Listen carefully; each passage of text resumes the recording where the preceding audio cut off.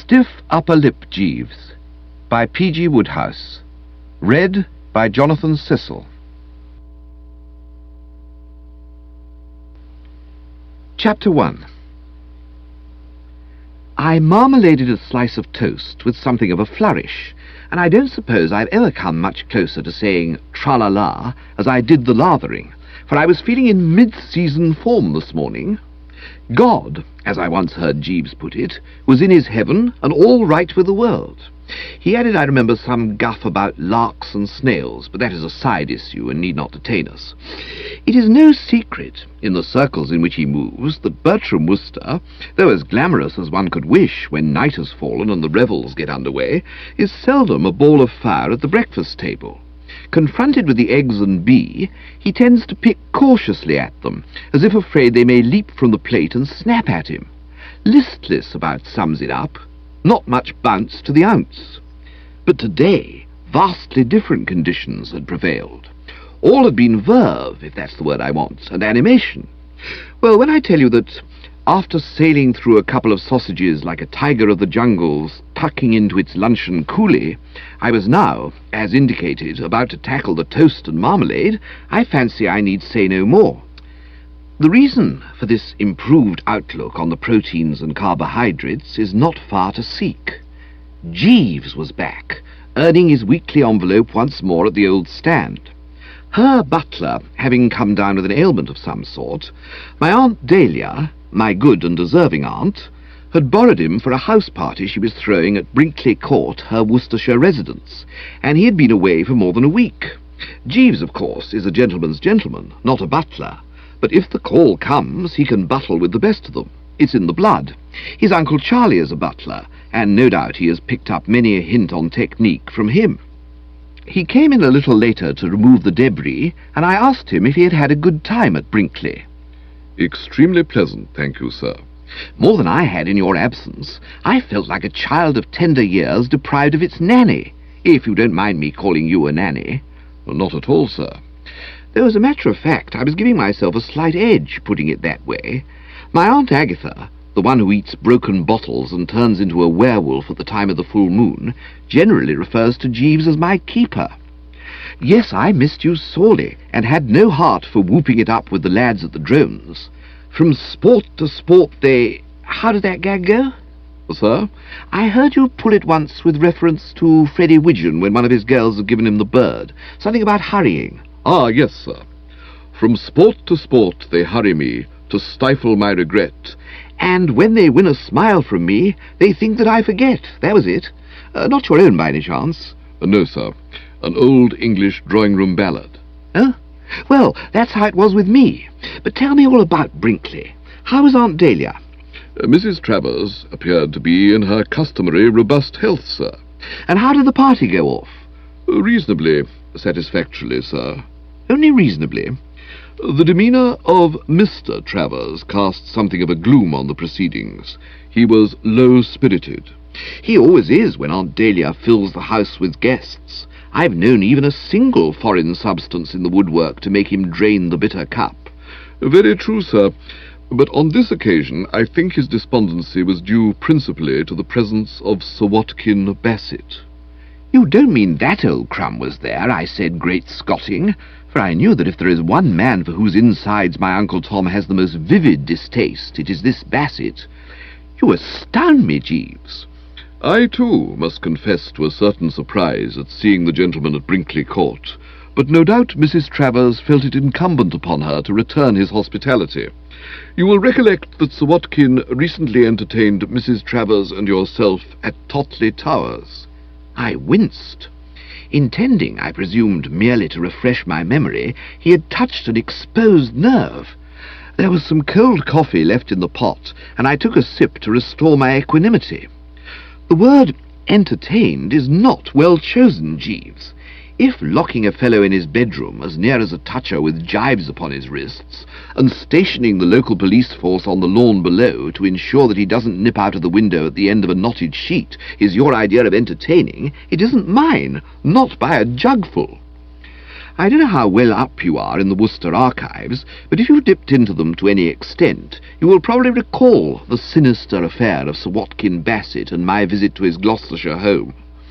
He and my Uncle Tom are rival collectors of what are known as objets d'art, and on one occasion he pinched a silver cow creamer, as the revolting things are called, from the relation by marriage, and Aunt Dahlia and self went to Totley to pinch it back, an enterprise which, though crowned with success, as the expression is, so nearly landed me in the jug that when reminded of that house of horror I still quiver like an aspen, if aspens are the things I'm thinking of.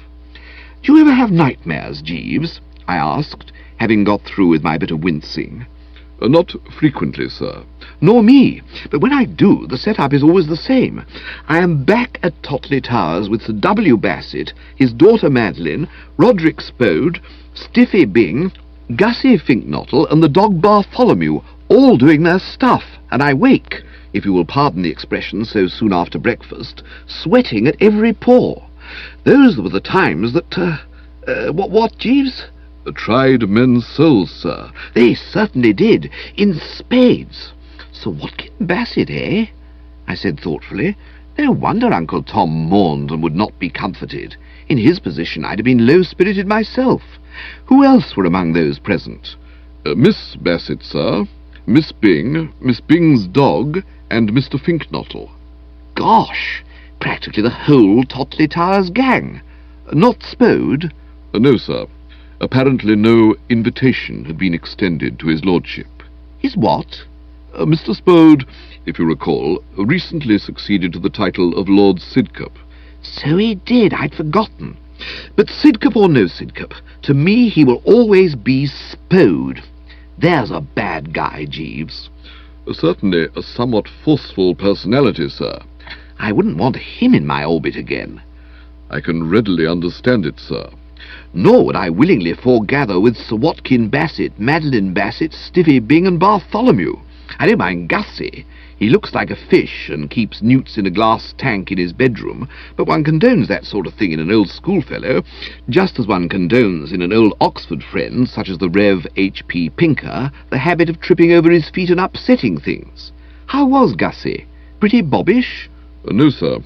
Mr. Finknottle, too, seemed to me low-spirited. Perhaps one of his newts had got tonsillitis or something. It is conceivable, sir. You've never kept newts, have you? No, sir. Nor have I. Nor, to the best of my knowledge, have Einstein, Jack Dempsey, and the Archbishop of Canterbury, to name but 3 others. Yet Gussie revels in their society, and is never happier than when curled up with them. It takes all sorts to make a world, Jeeves. It does indeed, sir. Will you be lunching in? No, I've a date at the Ritz, I said, and went off to climb into the outer crust of the English gentleman. As I dressed, my thoughts returned to the Bassetts, and I was still wondering why on earth Aunt Dahlia had allowed the pure air of Brinkley Court to be polluted by Sir Watkin and associates, when the telephone rang, and I went into the hall to answer it. "Bertie!" "Oh, hello, Aunt Dahlia." There had been no mistaking that loved voice. As always, when we converse on the telephone, it had nearly fractured my eardrum. This aunt was at one time a prominent figure in hunting circles, and when in the saddle, so I'm told, could make herself heard not only in the field or meadow where she happened to be, but in several adjoining counties.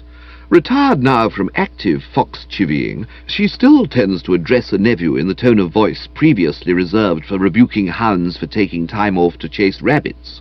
"So you're up and about, are you?" she boomed. "I thought you'd be in bed, snoring your head off." "It is a little unusual for me to be in circulation at this hour," I agreed, "but I rose today with the lark, and, I think the snail. Jeeves?" "Sir?" "Didn't you tell me once that snails were early risers?" "Yes, sir. The poet Browning, in his Pippa Passes, having established that the hour is 7 a.m., goes on to say, 'The lark's on the wing, the snail's on the thorn.'" "Thank you, Jeeves. I was right, Aunt Dahlia.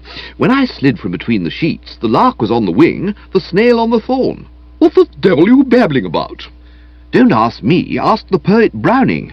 I was merely apprising you that I was up betimes. I thought it was the least I could do to celebrate Jeeves's return." "He got back all right, did he?" "Looking bronzed and fit. He was in rare form here. Bassett was terrifically impressed. I was glad to have this opportunity of solving the puzzle which had been perplexing me. Now there, I said, you have touched on something I'd very much like to have information re. What on earth made you invite Pop Bassett to Brinkley? I did it for the wife and kiddies. I whatted. You wouldn't care to amplify that, I said. It got past me to some extent. For Tom's sake, I mean, she replied with a hearty laugh that rocked me to my foundations. Tom has been feeling rather low of late because of what he calls iniquitous taxation. You know how he hates to give up. I did indeed. If Uncle Tom had his way, the revenue authorities wouldn't get so much as a glimpse of his money. Well, I thought having to fraternize with Bassett would take his mind off it, show him that there are worse things in this world than income tax. Our doctor here gave me the idea. He was telling me about a thing called Hodgkin's disease that you cure by giving the patient arsenic. The principle's the same. That Bassett really is the limit. When I see you, I'll tell you the story of the black amber statuette. It's a thing he's just bought for his collection. He was showing it to Tom when he was here, gloating over it. Tom suffered agonies, poor old buzzard. Jeeves told me he was low-spirited. So would you be, if you were a collector, and another collector you particularly disliked had got hold of a thing you'd have given your eye teeth to have in your own collection. I see what you mean, I said, marvelling, as I had often done before, that Uncle Tom could attach so much value to objects which I personally would have preferred not to be found dead in a ditch with. The cow creamer I mentioned earlier was one of them, being a milk jug shaped like a cow, of all ghastly ideas. I've always maintained fearlessly that the spiritual home of all these fellows who collect things is a padded cell in a loony bin. It gave Tom the worst attack of indigestion he's had since he was last lured into eating lobster. And talking of indigestion, I'm coming up to London for the day after tomorrow, and shall require you to give me lunch. I assured her that that should be attended to, and after the exchange of a few more civilities, she rang off. That was Aunt Dahlia, Jeeves, I said, coming away from the machine. Yes, sir. I fancied I recognized Mrs. Travers's voice. She wants me to give her lunch the day after tomorrow. I think we'd better have it here. She's not keen on restaurant cooking. Very good, sir. What's this black amber statuette thing she was talking about? It is a somewhat long story, sir. Then don't tell me now. If I don't rush, I shall be late for my date. I reached for the umbrella and hat, and was heading for the open spaces, when I heard Jeeves give that soft cough of his, and turning, saw that a shadow was about to fall on what had been a day of joyous reunion. In the eye which he was fixing on me, I detected the aunt-like gleam, which always means that he disapproves of something, and when he said in a soupy tone of voice, "Pardon me, sir, but are you proposing to enter the Ritz Hotel in that hat?" I knew that the time had come when Bertram must show that iron resolution of his, which has been so widely publicized. In the matter of head joy, Jeeves is not in tune with modern progressive thought, his attitude being best described, perhaps, as hidebound, and right from the start I had been asking myself what his reaction would be to the blue alpine hat with the pink feather in it, which I had purchased in his absence. Now I knew. I could see at a G that he wanted no piece of it. I, on the other hand, was all for this alpine lid. I was prepared to concede that it would have been more suitable for rural wear, but against this had to be set the fact that it unquestionably lent a diablerie to my appearance, and mine is an appearance that needs all the diablerie it can get. In my voice, therefore, as I replied, there was a touch of steel. Yes, Jeeves, that, in a nutshell, is what I am proposing to do. Don't you like this hat? No, sir. Well, I do, I replied, rather cleverly, and went out with it tilted just that merest shade over the left eye, which makes all the difference. Chapter 3. Which was odd when you came to think of it, because after representing his university for 4 years and his country for 6 on the football field, he still turns out for the Harlequins when he can get a Saturday off from saving souls, and when footballing is as steady on his pins as a hart or roe or whatever the animals are that don't trip over their feet and upset things. I've seen him a couple of times in the arena and was profoundly impressed by his virtuosity. Rugby football is more or less a sealed book to me, I never having gone in for it, but even I could see that he was good. The lissomeness with which he moved hither and thither was most impressive, as was his homicidal ardour when doing what I believe is called tackling. Like the Canadian Mounted Police, he always got his man, and when he did so the air was vibrant with the excited cries of morticians in the audience making bids for the body. He's engaged to be married to Stiffy Bing, and his long years of football should prove an excellent preparation for setting up house with her. The way I look at it is that when a fellow has had plug-uglies in cleated boots doing a shuffle off to Buffalo on his face Saturday after Saturday since he was a slip of a boy, he must get to fear nothing, not even marriage with a girl like Stiffy, who from early childhood has seldom let the sun go down without starting some loony enterprise calculated to bleach the hair of one and all. There was plenty and to spare of the Rev. H.P. Pinker. Even as a boy, I imagine, he must have burst seams and broken try-your-weight machines, and grown to man's estate, he might have been Roderick Spode's twin brother. Purely in the matter of thews, sinews, and tonnage, I mean, of course, for whereas Roderick Spode went about seeking whom he might devour, and was a consistent menace to pedestrians and traffic, Stinker, though no doubt a fiend in human shape when assisting the Harlequins Rugby Football Club to dismember some rival troop of athletes, was in private life a gentle soul with whom a child could have played. In fact, I once saw a child doing so. Usually, when you meet this man of God, you find him beaming. I believe his merry smile is one of the sights of Totley and the Wold, as it was of Magdalen College, Oxford, when we were up there together. But now I seem to note in his aspect a certain gravity, as if he had just discovered schism in his flock, or found a couple of choir boys smoking reefers in the churchyard. He gave me the impression of a £200 curate with something on his mind beside his hair. Upsetting another table, he took a seat, and said he was glad he had caught me. I thought I'd find you at the drones. You have, I assured him. What brings you to the Metrop? I came out for a Harlequins committee meeting. And how were they all? Oh, fine. That's good. I've been worrying myself sick about the Harlequins committee. Well, how have you been keeping, Stinker? I've been all right. Are you free for dinner? Sorry, I've got to get back to Totley. Too bad. Jeeves tells me Sir Watkin and Madeline and Stiffy have been staying with my aunt at Brinkley. Yes. Have they returned? Yes. And how's Stiffy? Oh, fine. And Bartholomew? Oh, fine. And your parishioners? Going strong, I trust? Oh, yes, they're fine. I wonder if anything strikes you about the slice of give and take I've just recorded. No? Oh, surely. I mean, here were we, Stinker Pinker and Bertram Wooster, buddies who'd known each other virtually from the egg, and we were talking like a couple of strangers making conversation on a train. At least he was, and more I became convinced that his bosom was full of the perilous stuff that weighs upon the heart, as I remember Jeeves putting it once. I persevered in my efforts to uncork him. "Well, Stinker," I said, "what's new? Has Pop Bassett given you that vicarage yet?" This caused him to open up a bit. His manner became more animated. No, not yet. He doesn't seem to be able to make up his mind. One day he says he will, the next day he says he's not so sure, he'll have to think it over. I frowned. I disapproved of this shilly-shallying. I could see how it must be throwing a spanner into Stinker's whole foreign policy, putting him in a spot and causing him alarm and despondency. He can't marry Stiffy on a curate's stipend, so they've got to wait till Pop Bassett gives him a vicarage which he has in his gift. And while I, personally, though fond of the young gumboil, would run a mile in tight shoes to avoid marrying Stiffy, I knew him to be strongly in favour of signing her up. Something always happens to put him off. I think he was about ready to close the deal before he went to stay at Brinkley, but most unfortunately I bumped into a valuable vase of his and broke it. It seemed to rankle, rather. I heaved a sigh. It's always what Jeeves would call most disturbing to hear that a chap with whom you have plucked the gowans fine, as the expression is, isn't making out as well as could be wished. I was all set to follow this Pinker's career with considerable interest, but the way things were shaping, it began to look as if there wasn't going to be a career to follow. You move in a mysterious way, your wonders to perform, Stinker. I believe you would bump into something if you were crossing the Gobi Desert. I've never been to the Gobi Desert. Well, don't go. It isn't safe. I suppose Stiffy's sore about this, what's the word?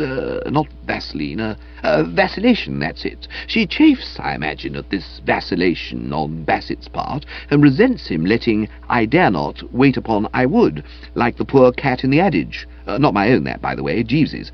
Pretty steamed up, is she? She is, rather. I don't blame her. Enough to upset any girl. Pop Bassett has no right to keep gumming up the course of true love like this. No. He needs a kick in the pants. Yes. If I was Stiffy, I'd put a toad in his bed, or strychnine in his soup. Yes, and talking of Stiffy, Bertie... He broke off, and I eyed him narrowly. There could be no question to my mind that I'd been right about that perilous stuff. His bosom was obviously chock full of it. There's something the matter, Stinker. No, there isn't. Why do you say that? Your manner is strange. You remind me of a faithful dog looking up into its proprietor's face as if it were trying to tell him something. Are you trying to tell me something? He swallowed once or twice, and his colour deepened, which took a bit of doing, for even when his soul is in repose, he always looks like a clerical beetroot. It was as though the collar he buttons at the back was choking him. In a hoarse voice he said, Bertie. Hello? Bertie. Still here, old man, and hanging on your lips. Bertie, are you busy just now? Not more than usual. You could get away for a day or two? I suppose one might manage it. Then can you come to Totley? To stay with you, do you mean? No, to stay at Totley Towers. I stared at the man, wide-eyed as the expression is. Had it not been that I knew him to be abstemiousness itself, rarely indulging in anything stronger than a light lager, and not even that during Lent, I should have leapt to the conclusion that there beside me sat a curate who'd been having a couple. My eyebrows rose till they nearly disarranged my front hair. Stay where? Stinker, you're not yourself, or you wouldn't be gibbering like this. You can't have forgotten the ordeal I passed through last time I went to Totley Towers. I know, but there's something Stiffy wants you to do for her. She wouldn't tell me what it was, but she said it was most important and that you would have to be on the spot to do it. I drew myself up. I was cold and resolute. You're crazy, Stinker. I don't see why you say that. Then let me explain where your whole scheme falls to the ground. To begin with, is it likely that after what has passed between us, Sir Watkin B would issue an invitation to one who has always been to him a pain in the neck to end all pains in the neck? If ever there was a man who was all in favour of me taking the high road when he took the low road, it is that same Bassett. His idea of a happy day is one spent with at least 100 miles between him and Bertram. Madeline would invite you if you sent her a wire asking if you could come down for a day or two. She never consults Sir Watkin about guests. It's an understood thing that she has anyone she wants to at the house. This I knew to be true, but I ignored the suggestion and proceeded remorselessly. In the second place, I know Stiffy, a charming girl, whom, as I was telling Emerald Stoker, I am always prepared to clasp to my bosom. At least I would be if she wasn't engaged to you, but one who is a cross between a ticking bomb and a poltergeist. She lacks that balanced judgment which we like to see in girls. She gets ideas, and if you care to call them bizarre ideas, it'll be all right with me. I need scarcely remind you that when I last visited Totley Towers, she egged you on to pinch Constable Eustace Oates's helmet, the one thing a curate should shrink from doing if he wishes to rise to heights in the church. She is, in short, about as loony a young shrimp as ever wore a wind-swept hairdo. What this commission is that she has in mind for me we cannot say, but going by the form book I see it as something totally unfit for human consumption. Didn't she even hint at its nature? No, I asked, of course, but she said she would rather keep it under her hat till she saw you. She won't see me. You won't come to Totley? Not within 50 miles of the sewage dump. She'll be terribly disappointed. You will administer spiritual solace. That's your job. Tell her these things were sent to try us. She'll probably cry. Nothing better for the nervous system. It does something, I forget what, to the glands. Ask any well-known Harley Street physician. I suppose he saw that my iron front was not to be shaken, for he made no further attempt to sell the idea to me. With a sigh that seemed to come up from the soles of the feet, he rose, said good-bye, knocked over the glass from which I had been refreshing myself, and withdrew. Knowing how loath Bertram Wooster always is to let a pal down and fail him in his hour of need, you are probably thinking that this distressing scene had left me shaken, but as a matter of fact it had bucked me up like a day at the seaside. Let's just review the situation. Ever since breakfast, my guardian angel had been scaring the pants off me by practically saying in so many words that Totley Towers was all set to re-enter my life, and it was now clear that what he had had in mind had been the imminence of this plea to me to go there, he feeling that in a weak moment I might allow myself to be persuaded against my better judgment. The peril was now past. Totley Towers had made its spring and missed by a mile, and I no longer had a thing to worry about. It was with a light heart that I joined a group of pleasure-seekers who were playing darts and cleaned them up with effortless skill. 3 o'clock was approaching when I left the club en route for home, and it must have been getting on for 1:30 when I hove alongside the apartment house where I have my abode. There was a cab standing outside, laden with luggage. From its window, Gussie Finknottle's head was poking out, and I remember thinking once again how mistaken Emerald Stoker had been about his appearance. Seeing him steadily, if not whole, I could detect in his aspect no trace of the lamb, but he was looking so like a halibut that if he hadn't been wearing horn-rimmed spectacles, a thing halibuts seldom do, I might have supposed myself to be gazing on something AWOL from a fishmonger's slab. I gave him a friendly yodel, and he turned the spectacles in my direction. "Oh, hello, Bertie," he said. "I've just been calling on you. I left a message with Jeeves. Your aunt told me to tell you she's coming to London the day after tomorrow, and she wants you to give her lunch." Yes, she was on the phone to that effect this morning. I suppose she thought you'd forget to notify me. Come in and have some orange juice, I said, for it is that muck that he confines himself when making whoopee. He looked at his watch, and his eyes lost the gleam that always comes into them when orange juice is mentioned.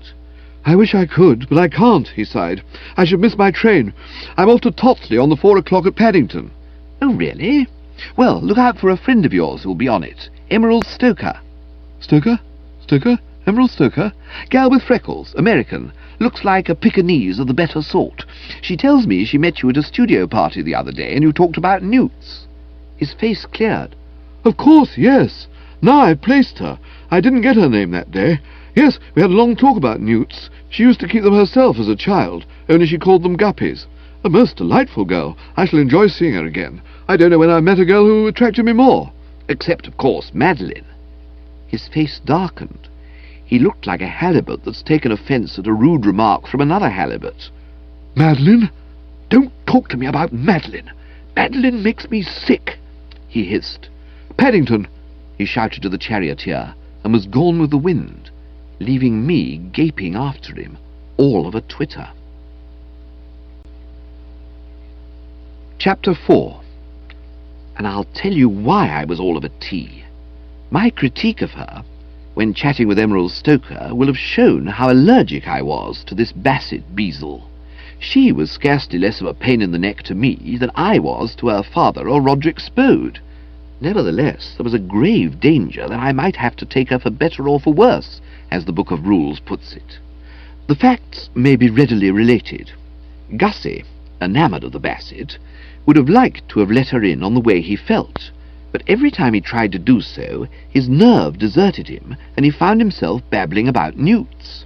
At a loss to know how to swing the deal, he got the idea of asking me to plead his cause, and when I pleaded it, the Bassett, as pronounced a fathead as ever broke biscuit, thought I was pleading mine.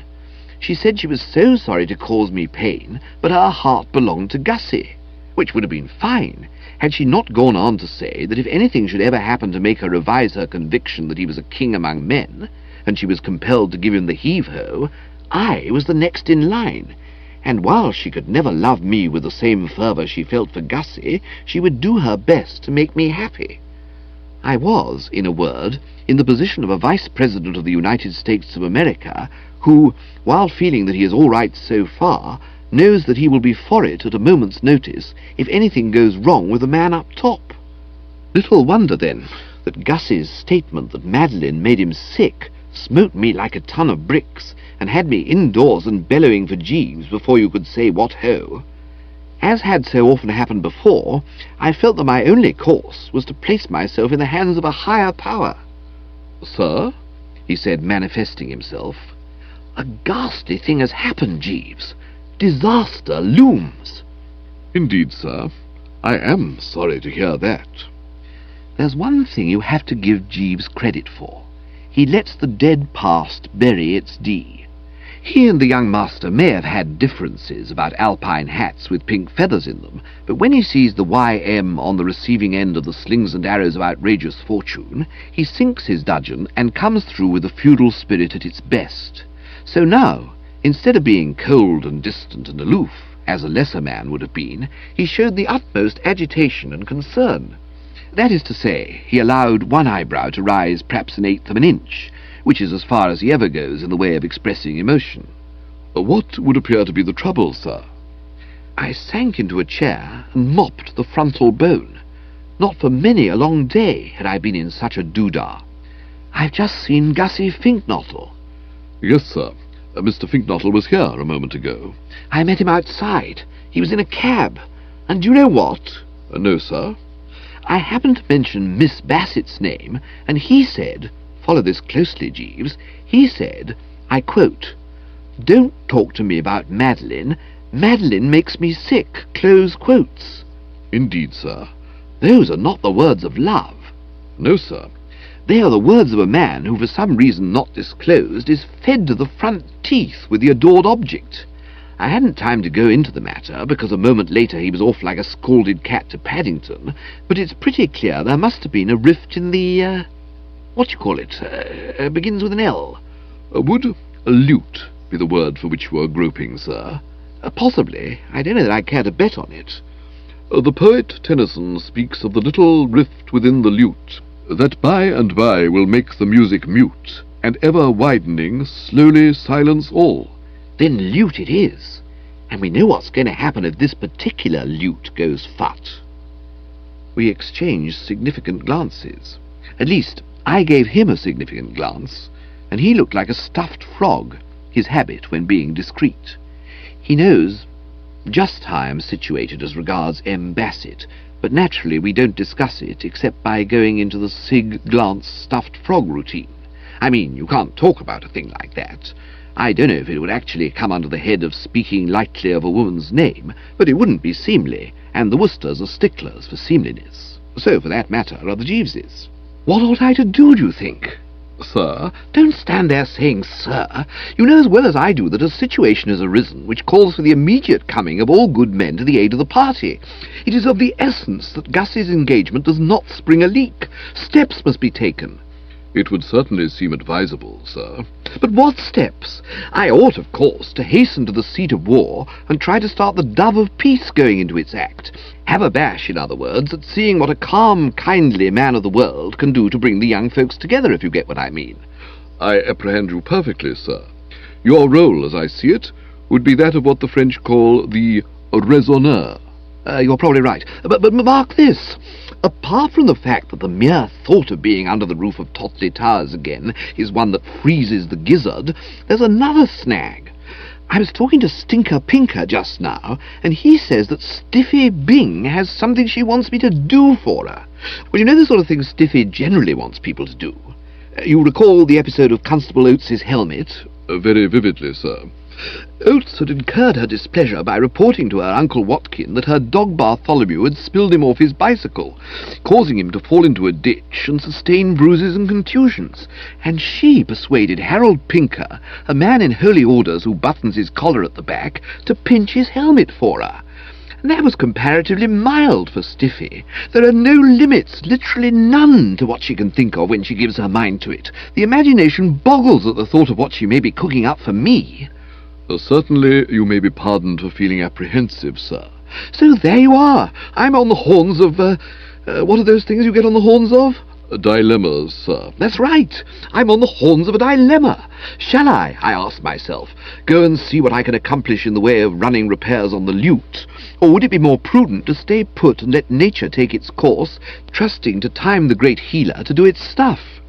If I might make a suggestion, sir. Press on, Jeeves. Would it not be possible for you to go to Totley Towers, but to decline to carry out Miss Bing's wishes? I weighed this. It was, I could see, a thought. Issue a nolli prosequi, you mean? Tell her to go and boil her head? Precisely, sir. I eyed him reverently. Jeeves, I said, as always you have found the way. I'll wire Miss Bassett asking if I can come, and I'll wire Aunt Dahlia that I can't give her lunch as I'm leaving town. And I'll tell Stiffy that whatever she has in mind, she gets no service and cooperation from me. Yes, Jeeves, you've hit it. I'll go to Totley. Though the flesh creeps at the prospect. Pop Bassett'll be there, Spode'll be there, Stiffy'll be there, the dog Bartholomew will be there. It makes one wonder why so much fuss has been made about those half a league onward bimbos who rode into the Valley of Death. They weren't going to find Pop Bassett at the other end. Ah, well, let us hope for the best. The only course to pursue, sir. Stiff upper lip, Jeeves, what? Indubitably, sir. That, if I may say so, is the spirit. Chapter 5. As Stinker had predicted, Madeline Bassett placed no obstacle in the way of my visiting Totley Towers. In response to my invitation-cadging missive, she gave me the green light, and an hour or so after her telegram had arrived, Aunt Dahlia rang up from Brinkley, full of eagerness to ascertain what the hell, she having just received my wire saying that owing to absence from the metropolis, I would be unable to give her the lunch for which she had been budgeting. Her call came as no surprise. I had anticipated that there might be a certain liveliness on the Brinkley front. The old flesh and blood is a genial soul who loves her Bertram dearly, but she is a woman of imperious spirit. She dislikes having her wishes thwarted, and her voice came booming at me like a pack of hounds in full cry. "Bertie, you foul young blot on the landscape." Speaking. "I got your telegram." "I thought you would. Very efficient, the gramming service." "What do you mean you're leaving town? You never leave town except to come down here and wallow in Anathole's cooking." Her allusion was to her peerless French chef, at the mention of whose name the mouth starts watering automatically. God's gift to the gastric juices, I have sometimes called him. "Where are you going?" My mouth having stopped watering, I said that I was going to Totley Towers, and she uttered an impatient snort. "There's something wrong with this blasted wire. It sounded as if you were saying you were going to Totley Towers." "I am." "To Totley Towers?" "I leave this afternoon." "What in the world made them invite you?"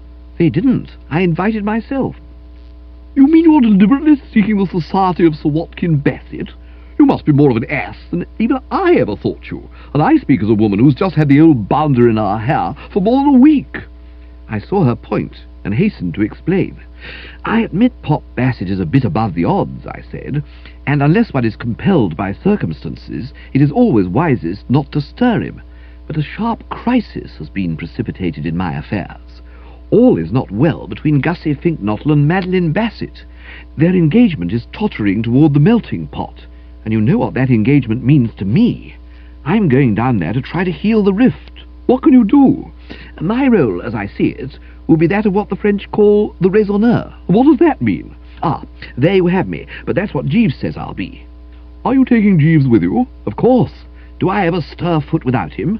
"Well, watch out, that's all I say to you, watch out.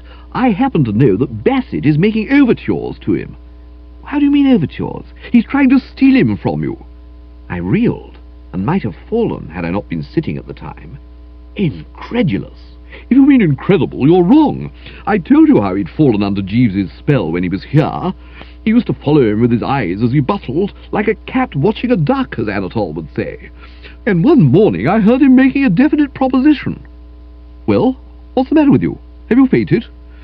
I told her that my momentary silence had been due to the fact that her words had stunned me, and she said she didn't see why, knowing Bassett, I should be so surprised. "You can't have forgotten how he tried to steal Anatole. There isn't anything to which that man won't stoop. He has no conscience whatsoever. When you get to Totley, go and see someone called Plank and ask him what he thinks of Sir Watkin Ruddy Bassett. He chiselled this poor devil Plank out of a—" "Oh, hell," said the aged relative, as a voice intoned, 3 minutes, and she hung up, having made my flesh creep as nimbly as if she had been my guardian angel, on whose talent in that direction I have already touched. It was still creeping with undiminished gusto as I steered the sports model along the road to Totley in the Wold that afternoon. I was convinced, of course, that Jeeves would never dream of severing relations with the old firm, and when urged to do so by this blighted Bassett, would stop his ears like the deaf adder, which, as you probably know, made a point of refusing to hear the voice of the charmer charm me never so wisely. But the catch is that you can be convinced about a thing, and nevertheless get pretty jumpy when you muse on it, and it was in no tranquil mood that I eased the Arab steed through the gates of Totley Towers and fetched up at the front door. I don't know if you happen to have come across a hymn, the chorus of which goes, "Tum tum-ty, tum-ty, tum-tiddly on Pom Isle, where every prospect pleases, and only man is vile," or words to that effect, but the description would have fitted Totley Towers like the paper on the wall. Its facade, its spreading grounds, rolling parklands, smoothly shaven lawns and what-not, were all just like Mother makes. But what percentage was there in that, when you knew what was waiting for you inside? It's never a damn bit of use of prospect pleasing if the gang that goes with it lets it down. This lair of old Bassett's was one of the fairly stately homes of England. Not a showplace like the joints you read about with 365 rooms, 52 staircases and 12 courtyards, but definitely not a bungalow. He had bought it furnished some time previously from a Lord Somebody who needed cash, as so many do these days. Not Pop Bassett, though. In the evening of his life he had more than a sufficiency. It would not be going too far, indeed, to describe him as stinking rich. For a great part of his adult life he'd been a metropolitan police magistrate, and in that capacity once fined me £5 for a mere light-hearted peccadillo on boat race night, when a mild reprimand would more than have met the case. It was shortly after this that a relative died and left him a vast fortune. That, at least, was the story given out. What really happened, of course, was that all through his years as a magistrate he had been trousering the fines, amassing the stuff in sackfuls. £5 here, £5 there, it soon mounts up. We had made goodish going on the road, and it wasn't more than about 4:40 when I rang the front doorbell. Jeeves took the car to the stables, and the butler, Butterfield was his name, I remembered, led me to the drawing-room. "Mr. Worcester," he said, loosing me in. I was not surprised to find tea in progress, for I had heard the clinking of cups. Madeline Bassett was at the controls, and she extended a drooping hand to me. "Bertie, how nice to see you." I can well imagine that a casual observer, if I had confided to him my qualms at the idea of being married to this girl, would have raised his eyebrows and been at a loss to understand, for she was undeniably an eyeful, being slim, svelte, and bountifully equipped with golden hair and all the fixings. But where the casual observer would have been making his bloomer was in overlooking that squashy soupiness of hers, that subtle air she had of being on the point of talking baby talk. She was the sort of girl who puts her hands over her husband's eyes as he's crawling into breakfast with a morning head and says, "Guess who?" I once stayed at the residence of a newly married pal of mine, and his bride had carved in large letters over the fireplace in the drawing-room, where it was impossible to miss it, the legend, "Two lovers built this nest," and I can still recall the look of dumb anguish in the other half of the sketch's eyes every time he came in and saw it. Whether Madeline Bassett, on entering the marital state, would go to such an awful extreme, one could not say, but it seemed most probable, and I resolved that when I started trying to reconcile her and Gussie, I would not scamp my work, but would give it everything I had. "You know, Mr. Pinker," she said, and I perceived that Stinker was present. He was safely wedged in a chair, and hadn't, as far as I could see, upset anything yet, but he gave me the impression of a man who was crouching for the spring and would begin to operate shortly. There was a gate-leg table laden with muffins and cucumber sandwiches, which I foresaw would attract him like a magnet. On seeing me, he had started visibly, dropping a plate with half a muffin on it, and his eyes had widened. I knew what he was thinking, of course. He supposed that my presence must be due to a change of heart. "Rejoice with me, for I have found the sheep which was lost," he was no doubt murmuring to himself. I mourned in spirit a bit for the poor fish, knowing what a nasty knock he had coming to him when he got onto it, that nothing was going to induce me to undertake whatever the foul commission might be that Stiffy had earmarked for me. On that point I was resolved to be firm, no matter what spiritual agonies he and she suffered in the process. I had long since learnt that the secret of a happy and successful life was to steer clear of any project masterminded by that young scourge of the species. The conversation that followed was what you might call... I've forgotten the word, but it begins with a D. I mean, with Stinker within earshot, Madeline and I couldn't get down to brass tacks, so we just chewed the fat... Desultory, that's the word I wanted. We just chewed the fat in a desultory way. Stinker said that he was here to talk over the forthcoming school treat with Ch1-10, and I said, "Oh, is there a school treat coming up?" And Madeline said it was taking place the day after tomorrow, and owing to the illness of the vicar, Mr. Pinker would be in sole charge, and Stinker winced a bit, as if he didn't like the prospect much. Madeline asked if I had had a nice drive down, and I said, "Oh, splendid." Stinker said Stiffy would be so pleased I had come, and I smiled one of my subtle smiles. And then Butterfield came in and said Ch1-10 could see Mr. Pinker now, and Stinker oozed off. And the moment the door had closed behind curate and butler, Madeline clasped her hands, gave me one of those squashy looks, and said, "Oh, Bertie, you should not have come here. I had not the heart to deny your pathetic request. I know how much you yearned to see me again, however briefly, however hopelessly. But was it wise? Is it not merely twisting the knife in the wound? Will it not simply cause you needless pain to be near me, knowing we can never be more than just good friends? It is useless, Bertie. You must not hope. I love Augustus." Her words, as you may well imagine, were music to my ear. She wouldn't, I felt, have come out with anything as definite as this if there had been a really serious spot of trouble between her and Gussie. Obviously that crack of his about her making him sick had been a mere passing, the result of some momentary attack of the pip, caused possibly by her saying he smoked too much or something of the sort. Anyway, whatever it was that had rifted the lute was now plainly forgotten and forgiven, and I was saying to myself that the way things looked, I ought to be able to duck out of here immediately after breakfast tomorrow, when I noticed that a look of pain had spread over her map, and that the eyes were dewy. "It makes me so sad to think of your hopeless love, Bertie," she said, adding something which I didn't quite catch about moths and stars. "Life is so tragic, so cruel. But what can I do?" "Not a thing," I said heartily. "Just carry on regardless." "But it breaks my heart." With these words she burst into what are sometimes called uncontrollable sobs. She sank into her chair, covering her face with her hands, and it seemed to me that the civil thing to do was to pat her head. This project I now carried out, and I can see, looking back, that it was a mistake. I remember Monty Bodkin of the Drones, who once patted a weeping female on the head, unaware that his betrothed was standing in his immediate rear drinking the whole thing in, telling me that the catch in this head-patting routine is that unless you exercise the greatest care, you forget to take your hand off.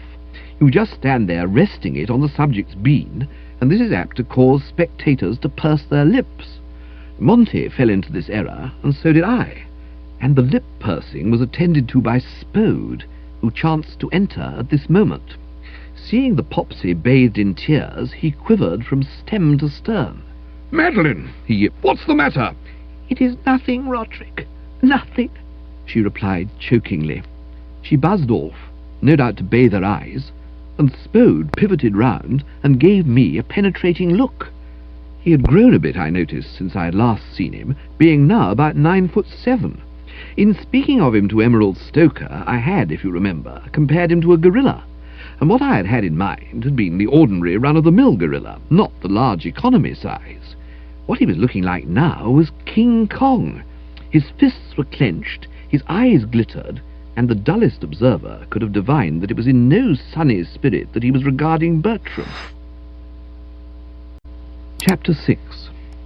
To ease the strain, I asked him if he would have a cucumber sandwich, but with an impassioned gesture he indicated that he was not in the market for cucumber sandwiches, though I could have told him, for I had found them excellent, that he was passing up a good thing. A muffin? No, not a muffin either. He seemed to be on a diet. "Worcester," he said, his jaw muscles moving freely. "I can't make up my mind whether to break your neck or not." Not would have been the way my vote would have been cast, but he didn't give me time to say so. "I was amazed when I heard from Madeline that you had had the effrontery to invite yourself here. Your motive, of course, was clear. You have come to try to undermine her faith in the man she loves and sow doubts in her mind. Like a creeping snake, he added, and I was interested to learn that this was what snakes did. You had not the elementary decency, when she had made her choice, to accept her decision and efface yourself. You hoped to win her away from Finknottle. Feeling that it was about time I said something, I got as far as "I," but he shushed me with another of those impassioned gestures. I couldn't remember when I'd met anyone so resolved on hogging the conversation. No doubt you will say that your love was so overpowering that you could not resist the urge to tell her of it and plead with her. Utter nonsense, despicable weakness. Let me tell you, Worcester, that I have loved that girl for years and years, but never by word or look have I so much as hinted it to her. It was a great shock to me when she became engaged to this man Finknottle, but I accepted the situation because I thought that that was where her happiness lay. Though stunned, I kept a stiff upper lip, my feelings to myself. I sat, like Patience on a monument, tight, and said nothing that would give her a suspicion of how I felt. All that mattered was that she should be happy. If you ask me if I approve of Finknottle as a husband for her, I admit frankly that I do not. To me, he seems to possess all the qualities that go to make the perfect pill, and I may add that my opinion is shared by her father. But he is the man she has chosen, and I abide by her choice. I do not crawl behind Finknottle's back and try to prejudice her against him. Very creditable. What did you say? I said I had said it did him credit. Very white of him, I said I thought it. Oh? Well, I suggest to you, Worcester, that you follow my example. And let me tell you that I shall be watching you closely, and I shall expect to see less of this head-stroking you were doing when I came in. If I don't, I'll... Just what he proposed to do he did not reveal, though I was able to hazard a guess, for at this moment Madeline returned. Her eyes were pinkish, and her general aspect down among the wines and spirits. "I will show you your room, Bertie," she said in a pale, saint-like voice, and Spode gave me a warning look. Be careful, Worcester. Be very careful, he said as we went out. Madeline seemed surprised. "Why did Roderick tell you to be careful?" "Ah, that we shall never know. Afraid I might slip on the parquet floor, do you think?" "He sounded as if he was angry with you. Had you been quarrelling?" "Good heavens, no. Our talk was conducted throughout in an atmosphere of the utmost cordiality." "I thought he might be annoyed at your coming here." "On the contrary, nothing could have exceeded the warmth of his welcome to Totley Towers." "I'm so glad. It would pain me so much if you and he were... Oh, there's Daddy." We had reached the upstairs corridor, and Sir Watkin Bassett was emerging from his room, humming a light air. It died on his lips as he saw me, and he stood staring at me aghast. He reminded me of one of those fellows who spend the night in haunted houses and are found next morning dead to the last drop with a look of awful horror on their faces. "Oh, Daddy," said Madeline, "I forgot to tell you. I asked Bertie to come here for a few days." Pop Bassett swallowed painfully. "When you say a few days, at least a week, I hope." "Good God, if not longer." "Great heavens!" "There is tea in the drawing-room, Daddy." "I need something stronger than tea," said Pop Bassett in a low, husky voice, and he tottered off, a broken man. The sight of his head disappearing as he made for the lower regions where the snootful awaited him brought to my mind a poem I used to read as a child. I have forgotten most of it, but it was about a storm at sea, and the punchline ran, "We are lost," the captain shouted as he staggered down the stairs. "Daddy seems upset about something," said Madeline. "He did convey that impression," I said, speaking austerely, for the old blister's attitude had offended me. I could make allowances for him, because naturally a man of regular habits doesn't like suddenly finding Worcesters in his midst, but I did feel he might have made more of an effort to bear up. "Think of the Red Indians, Bassett," I would have said to him had we been on better terms, pointing out that they were never in livelier spirits than when being cooked on both sides at the stake. This painful encounter, following so quickly on my conversation, if you could call it a conversation, with Spode, might have been expected to depress me, but this was far from being the case. I was so uplifted by the official news that all was well between M. Bassett and G. Finknottle that I gave it little thought. It's never, of course, the ideal setup to come to stay at a house where your host shudders to the depths of his being at the mere sight of you, and is compelled to rush to where the bottles are and get a restorative, but the Worcesters can take the rough with the S, and the bonging of the gong for dinner some little time later found me in excellent fettle. It was to all intents and purposes, with a song on my lips, that I straightened my tie and made my way to the trough. Dinner is usually the meal at which you catch Bertram at his best, and certainly it's the meal I always most enjoy. Many of my happiest hours have been passed in the society of the soup, the fish, the pheasant, or whatever it may be, the souffle, the fruits in their season, and the spot of port to follow. They bring out the best in me. Worcester, those who know me have sometimes said, may be a pretty total loss during the daytime hours, but plunge the world in darkness, switch on the soft lights, uncork the champagne, and shove a dinner into him, and you'd be surprised. But if I am to sparkle and charm all and sundry, I make one provision, viz., that the company be congenial, and anything less congenial than the co on this occasion I have seldom encountered. Sir Watkin Bassett, who was plainly still much shaken at finding me on the premises, was very far from being the jolly old squire who makes the party go from the start. Beyond shooting glances at me over his glasses, blinking as if he couldn't bring himself to believe I was real, and looking away with a quick shudder, he contributed little or nothing to what I have heard Jeeves call the feast of reason and the flow of soul. Add Spode, strong and silent, Madeline Bassett, mournful and drooping, Gussie, also apparently mournful, and Stiffy, who seemed to be in a kind of daydream, and you had something resembling a wake of the less rollicking type. Sombre, that's the word I was trying to think of. The atmosphere was sombre. The whole binge might have been a scene from one of those Russian plays my Aunt Agatha sometimes makes me take her son Foss to at the Old Vic, in order to improve his mind, which, as is widely known, can do with all the improvement that's coming to it. It was toward the middle of the meal that, feeling that it was about time somebody said something, I drew Pop Bassett's attention to the table's centrepiece. In any normal house it would have been a bowl of flowers or something of that order, but this being Totley Towers, it was a small black figure, carved of some material I couldn't put a name to. It was so gosh awful in every respect that I presumed it must be something he collected recently. My Uncle Tom is always coming back from sales with similar eyesores. "That's new, isn't it?" I said, and he started violently. I suppose he'd just managed to persuade himself that I was merely a mirage, and had been brought up with a round turn on discovering that I was there in the flesh. "That thing in the middle of the table that looks like the end man in the minstrel show. It's something you got since I was here last, isn't it?" Tactless of me, I suppose, to remind him of that previous visit of mine, and I oughtn't to have brought it up, but these things slip out. Yes, he said, having paused for a moment to shudder. it is the latest addition to my collection. Daddy bought it from a man named Plank, who lives not far from here at Hockley-cum-Meston, said Madeline. "Attractive little bijou," I said. It hurt me to look at it, but I felt that nothing was to be lost by giving him the old oil. Just the sort of thing Uncle Tom would like to have. "By Jove," I said, remembering, "Aunt Dahlia was speaking to me about it on the phone yesterday, and she told me Uncle Tom would give his eye teeth to have it in his collection. I'm not surprised. It looks valuable." "It's worth £1,000, said Stiffy, coming out of her coma and speaking for the first time. "As much as that? Golly!" Amazing, I was thinking, that magistrates could get to be able to afford expenditure on that scale just by persevering through the years, finding people and sticking to the money. What is it? Soapstone? I had said the wrong thing. Amber. Pop Bassett snapped, giving me the sort of look he had given me in heaping measure on the occasion when I'd stood in the dock before him at Bosher Street Police Court.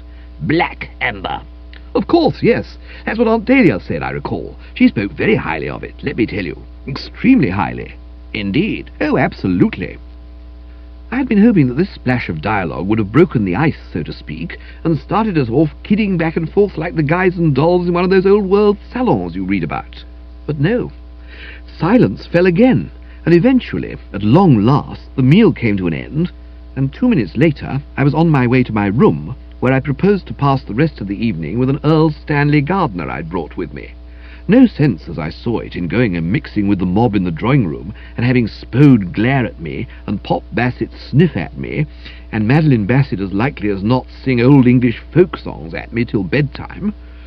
I was aware that in executing this quiet sneak I was being guilty of a social gaffe which would have drawn raised eyebrows from the author of a book of etiquette, but the great lesson we learn from life is to know when and when not to be in the centre of things.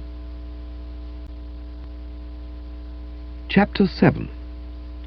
I haven't mentioned it till now, having been all tied up with other matters, but during dinner, as you may well imagine, something had been puzzling me not a little. The mystery, to wit, of what on earth had become of Emerald Stoker. At that lunch of ours she had told me in no uncertain terms that she was off to Totley on the 4 o'clock train that afternoon, and however leisurely its progress, it must have got there by this time, because Gussie had travelled on it, and he had fetched up at the joint all right. But I could detect no sign of her on the premises. It seemed to me, sifting the evidence, that only one conclusion could be arrived at, that she had been pulling the Worcester leg. But why? With what motive? That was what I was asking myself as I sneaked up the stairs to where Earl Stanley Gardner awaited me. If you had cared to describe me as perplexed and bewildered, you would have been perfectly correct. Jeeves was in my room when I got there, going about his gentleman's gentlemanly duties, and I put my problem up to him. Did you ever see a film called The Vanishing Lady, Jeeves? No, sir. I rarely attend cinematographic performances. Well, it was about a lady who vanished, if you follow what I mean, and the reason I bring it up is that a female friend of mine has apparently disappeared into thin air, leaving not a rack behind, as I once heard you put it. Highly mysterious, sir. You said it. I seek in vain for a solution. When I gave her lunch yesterday, she told me she was off on the 4 o'clock train to go and stay at Totley Towers, and the point I want to drive home is that she hasn't arrived. You remember the day I lunched at the Ritz? Yes, sir. You were wearing an alpine hat. There is no need to dwell on the alpine hat, Jeeves. No, sir. If you really want to know, several fellows at the Drones asked me where I'd got it.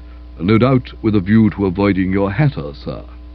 I saw that nothing was to be gained by bandying words. I turned the conversation to a pleasanter and less controversial subject. Well, Jeeves, you'll be glad to hear that everything's all right. Sir? About that lute we were speaking of. No rift. Sound as a bell. I have it straight from the horse's mouth that Miss Bassett and Gussie are sweethearts still. The relief is stupendous. I hadn't expected him to clap his hands and leap about, because of course he never does, but I wasn't prepared for the way he took this bit of hot news. He failed altogether to string along with my jocund mood. I fear, sir, that you are too sanguine. Miss Bassett's attitude may well be such as you have described, but on Mr. Finknottle's side, I am sorry to say, there exists no little dissatisfaction and resentment. The smile which had been splitting my face faded.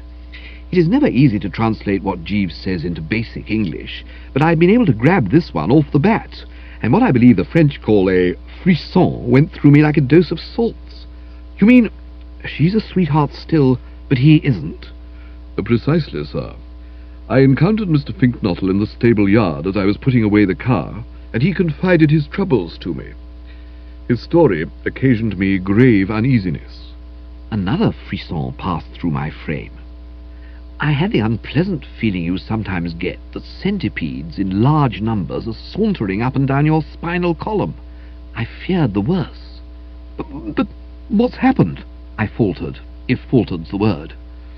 I regret to inform you, sir, that Miss Bassett has insisted on Mr. Finknottle adopting a vegetarian diet. His mood is understandably disgruntled and rebellious. I tottered. In my darkest hour I had never anticipated anything as bad as this. You wouldn't think it to look at him, because he's small and shrimp-like and never puts on weight, but Gussie loves food. Watching him tucking into his rations at the Drones, a tapeworm would raise its hat respectfully, knowing that it was in the presence of a master. Cut him off, therefore, from the roasts and boils, and particularly from cold steak and kidney pie, a dish of which he is inordinately fond, and you turned him into something fit for treasons, stratagems, and spoils, as the fellow said, the sort of chap who would break an engagement as soon as look at you. At the moment of my entry I had been about to light a cigarette, and now the lighter fell from my nerveless hand. She has made him become a vegetarian? So Mr. Finknottle informed me, sir. No chops? No, sir. No steaks? No, sir. Just spinach and similar garbage? So I gather, sir. But why? I understand that Miss Bassett has recently been reading the life of the poet Shelley, sir, and has become converted to his view that the consumption of flesh foods is unspiritual. The poet Shelley held strong opinions on this subject. I picked up the lighter in a sort of trance. I was aware that Madeline B. was as potty as they come in the matter of stars and rabbits and what happened when fairies blew their wee noses, but I had never dreamed that her goofiness would carry her to such lengths as this. But as the picture rose before my eyes of Gussie at the dinner table, picking with clouded brow at what had unquestionably looked like spinach, I knew that his story must be true. No wonder Gussie, in agony of spirit, had said that Madeline made him sick. Just so might a python at a zoo have spoken of its keeper, had the latter suddenly started feeding it cheese straws in lieu of the daily rabbit. But this is frightful, Jeeves. Certainly somewhat disturbing, sir. If Gussie is seething with revolt, anything may happen. Yes, sir. Is there nothing we can do? It might be possible for you to reason with Miss Bassett, sir. You would have a talking point. Medical research has established that the ideal diet is one in which animal and vegetable foods are balanced. A strict vegetarian diet is not recommended by the majority of doctors, as it lacks sufficient protein and in particular does not contain the protein which is built up of the amino acids required by the body. Competent observers have traced some cases of mental disorder to this shortage. You tell her that. It might prove helpful, sir. I doubt it, I said, blowing a despondent smoke ring. I don't think it would sway her. Nor, on consideration, do I, sir.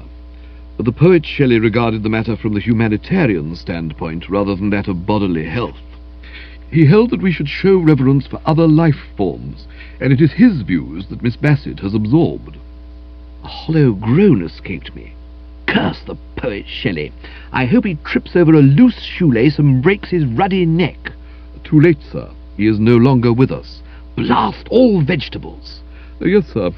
Your concern is understandable. I may mention that the cook expressed herself in a somewhat similar vein when I informed her of Mr. Finknottle's predicament. Her heart melted in sympathy with his distress.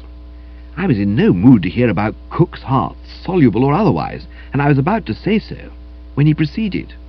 She instructed me to apprise Mr. Finknottle that if he were agreeable to visiting the kitchen at some late hour when the household had retired for the night, she would be happy to supply him with cold steak and kidney pie. It was as if the sun had come smiling through the clouds, or the long shot on which I had placed my wager had nosed its way past the opposition in the last 10 yards and won by a short head. For the peril that had threatened to split the Bassett-Finknottle axis had been averted. I knew Gussie from soup to nuts. Cut him off from the proteins and the amino acids, and you soured his normally amiable nature, turning him into a sullen hater of his species who asked nothing better than to bite his N and dearest and bite them good. But give him this steak and kidney pie outlet, thus allowing him to fulfill what they call his legitimate aspirations, and chagrin would vanish, and he would become his old lovable self once more. The dark scowl would be replaced by the tender simper, the acid crack by the honeyed word, and all would be hotsy-totsy once more with his love life. My bosom swelled with gratitude to the cook whose quick thinking had solved the problem and brought home the bacon. Who is she, Jeeves? Sir? This life-saving cook. I shall want to give her a special mention in my evening prayers. She is a woman of the name of Stoker, sir. Stoker? Did you say Stoker? Yes, sir. Odd. Sir? Nothing. Just a rather strange coincidence. Have you told Gussie? Yes, sir. I found him most cooperative. He plans to present himself in the kitchen shortly after midnight. The cold steak and kidney pie is, of course, merely a palliative. On the contrary, it's Gussie's favourite dish. I've known him to order it even on curry day at the Drones. He loves the stuff. Indeed, sir. That is very gratifying. Gratifying is the word. What a lesson this teaches us, Jeeves. Never to despair, never to throw in the towel and turn our face to the wall, for there is always hope. Yes, sir. Would you be requiring anything further? Not a thing, thanks. My cup runneth over. Then I will be saying good night, sir. Good night, Jeeves. After he'd gone, I put in about half an hour on my Earl Stanley Gardner, but I found rather a difficulty in following the thread and keeping my attention on the clues. My thoughts kept straying to this epoch-making cook. Strange, I felt, that her name should be Stoker. Some relation, perhaps. I could picture the woman so exactly. Stout, red-faced, spectacled, a little irritable, perhaps, if interrupted when baking a cake or thinking out a sauce, but soft as butter at heart. No doubt something in Gussie's wan aspect had touched her. That boy needs feeding up, poor little fellow. Or possibly she was fond of goldfish and had been drawn to him because he reminded her of them. Or she might have been a girl guide. At any rate, whatever the driving motive behind her day's good deed, she had deserved well of Bertram, and I told myself that a thumping tip should reward her on my departure. Purses of gold should be scattered, and with a lavish hand. I was musing thus, and feeling more benevolent every minute, when who should blow in but Gussie in person, and I had been right in picturing his aspect as wan. He wore the unmistakable look of a man who has been downing spinach for weeks. I took it that he had come to ask me what I was doing at Totley Towers, a point on which he might naturally be supposed to be curious, but that didn't seem to interest him. He plunged without delay into as forceful a denunciation of the vegetable world as I've ever heard, oddly enough being more bitter about Brussels sprouts and broccoli than about spinach, which I would have expected him to feature. It was some considerable time before I could get a word in, but when I did, my voice dripped with sympathy. "Yes, Jeeves was telling me about that," I said, "and my heart bled for you." "And so it jolly well ought to have done, in buckets, if you was a spark of humanity in you," he retorted warmly. "Words cannot describe the agonies I've suffered, particularly when staying at Brinkley Court." I nodded. I knew just what an ordeal it must have been. With Aunt Dahlia's peerless chef wielding the skillet, the last place where you want to be on a vegetarian diet is in Brinkley. Many a time when enjoying the old relative's hospitality, I've regretted that I had only one stomach to give to the evening's bill of fare. Night after night I had to refuse Anatole's unbeatable eatables, and when I tell you that 2 nights in succession he gave us those mignonettes de poulet petit duc of his, on another occasion his tambal de riz de veau Toulousian, you'll appreciate what I went through. It being my constant policy to strew a little happiness as I go by, I hastened to point out the silver lining in the seas. "Your sufferings must have been terrible," I agreed. "But courage, Gussie. Think of the cold steak and kidney pie." I had struck the right note. His drawn face softened. "Jeeves told you about that?" "He said the cook had it all ready and waiting for you, and I remember thinking at the time that she must be a pearl among women." "That is not putting it at all too strongly. She's an angel in human shape. I spotted her solid merits the moment I saw her." "You've seen her?" "Of course I've seen her. You can't have forgotten that talk we had when I was in the cab about to start off for Paddington. Though why you should have got the idea that she looks like a Pekingese is more than I can imagine." "Eh? Who?" "Emerald Stoker. She doesn't look in the least like a Pekingese." "What's Emerald Stoker got to do with it?" He seemed surprised. "Didn't she tell you?" "Tell me what?" "That she was on her way here to take office as the Totley Towers cook." I goggled. I thought for a moment that the privations through which he was passing must have unhinged this newt fancier's brain. "Did you say cook?" "I'm surprised she didn't tell you. I suppose she felt you weren't to be trusted to keep her secret. She would, of course, have spotted you as a babbler from the outset. Yes, she's the cook, all right." "But why is she the cook?" I said, getting down to the raise in that direct way of mine. "She explained that fully to me on the train. It appears that she's dependent on a monthly allowance from her father in New York, and normally she gets by reasonably comfortably on this. But early this month she was unfortunate in her investments on the turf. Sunny Jim and the 3 o'clock at Kempton Park." I recalled the horse to which he referred. Only prudent second thoughts had kept me from having a bit on it myself. "The animal ran 6th in a field of 7, and she lost her little all. She was then faced with the alternative of applying to her father for funds, which would have necessitated a full confession of her rash act, or of seeking some gainful occupation which would tide her over till, as she put it, the United States Marines arrived." "She could have touched me, or her sister Pauline." "My good ass, a girl like that doesn't borrow money. Much too proud. She decided to become a cook. She tells me she didn't hesitate more than about 30 seconds before making her choice." I wasn't surprised.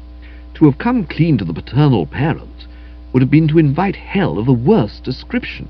Old Stoker was not the type of father who laughs indulgently when informed by a daughter that she has lost her chemise and foundation garments at the races. I don't suppose he's ever laughed indulgently in his life.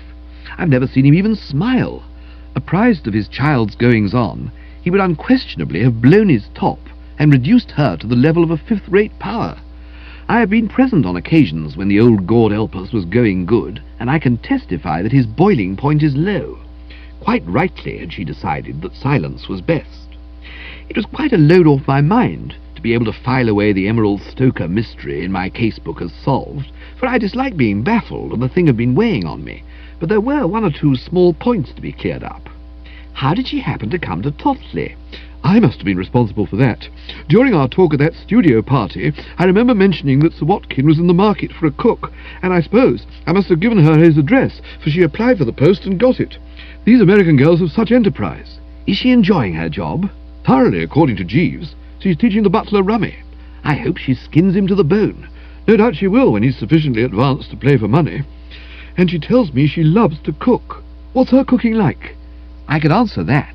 She had once or twice given me dinner at her flat, and the browsing had been impeccable. It melts in the mouth. It hasn't melted in mine, said Gussie bitterly. Ah, well, he added, a softer light coming into his eyes. There's always that steak and kidney pie.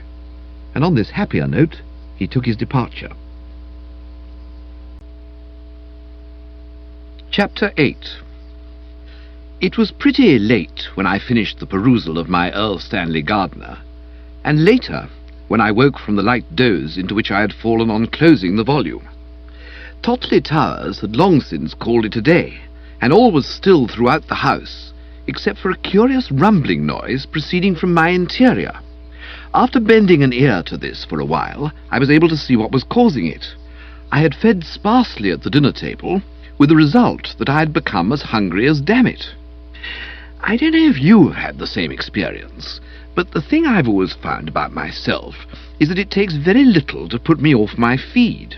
Let the atmosphere at lunch or dinner be what you might call difficult, and my appetite tends to dwindle.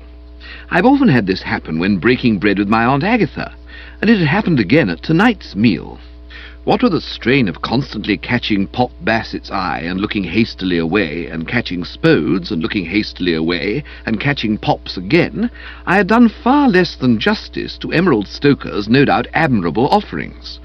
You read stories sometimes where someone merely toys with his food, or even pushes away his plate untasted, and that substantially was what I had done.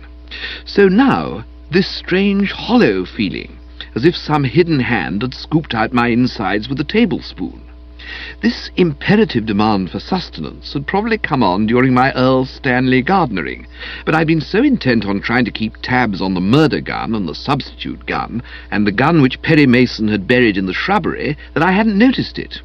Only now had the pangs of hunger really started to throw their weight about, and more clearly as they did so, there rose before my eyes the vision of that steak and kidney pie which was lurking in the kitchen, and it was as though I could hear a soft voice calling to me, "Come and get it."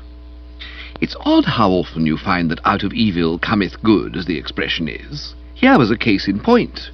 I had always thought of my previous visit to Totley Towers as a total loss. I saw now that I had been wrong. It had been an ordeal, testing the nervous system to the utmost, but there was one thing about it to be placed on the credit side of the ledger. I allude to the fact that it had taught me the way to the kitchen. The route lay down the stairs, through the hall, into the dining room, and through the door at the end of the last named. Beyond the door, I presumed that there was some sort of passage or corridor, and then you were in the steak and kidney pie zone.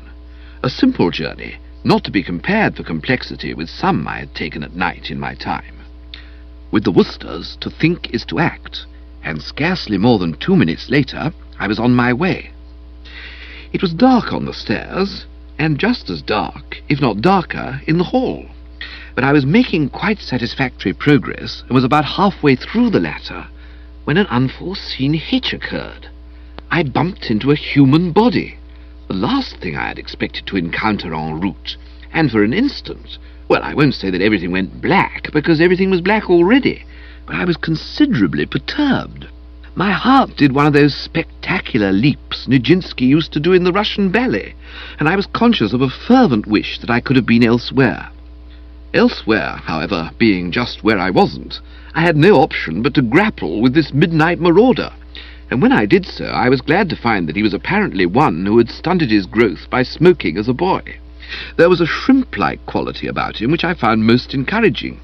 It seemed to me that it would be an easy task to throttle him into submission, and I was getting down to it with a hearty goodwill when my hand touched what were plainly spectacles, and at the same moment a stifled, "Hey, look out for my glasses!" told me that my diagnosis had been all wrong. This was no thief in the night, but an old crony, with whom in boyhood days I had often shared my last bar of milk chocolate. "Oh, hello, Gussie," I said. "Is that you? I thought you were a burglar." There was a touch of asperity in his voice as he replied, "Well, I wasn't." "No, I see that now. Pardonable mistake, though, you must admit. You nearly gave me heart failure." I, too, was somewhat taken aback. No one more surprised than the undersigned when you suddenly popped up. I thought I had a clear track. "Where to? Need you ask?" "The steak and kidney pie, if you've left any." "Yes, there's quite a bit left." "Was it good?" "Delicious." "Then I think I'll be getting along. Good night, Gussie. Sorry you were troubled." Continuing on my way, I think I must have lost my bearings a little, shaken no doubt by the recent encounter. These get-togethers take their toll. At any rate, to cut a long story what happened was that as I felt my way along the wall, I collided with what turned out to be a grandfather clock, for the existence of which I had not budgeted, and it toppled over with a sound like the delivery of several tons of coal through the roof of a conservatory. Glass crashed, pulleys and things parted from their moorings, and as I stood trying to separate my heart from the front teeth in which it had become entangled, the lights flashed on, and I beheld Sir Watkin Bassett. It was a moment fraught with embarrassment. It's bad enough to be caught by your host prowling about his house after hours, even when said host is a warm admirer and close personal friend, and I have, I think, made it clear that Pop Bassett was not one of my fans. He could barely stand the sight of me by daylight, and I suppose I looked even worse to him at 1 o'clock in the morning. My feeling of having been slapped between the eyes with a custard pie was deepened by the spectacle of his dressing gown. He was a small man. You got the impression, seeing him, that when they were making magistrates there wasn't enough material left over when they came to him, and for some reason not easy to explain, it nearly always happens that the smaller the ex-magistrate, the louder the dressing gown. His was a bright purple number with yellow frogs, and I am not deceiving my public when I say that it smote me like a blow, rendering me speechless. Not that I'd have felt chatty, even if he'd been upholstered in something quiet in dark blue.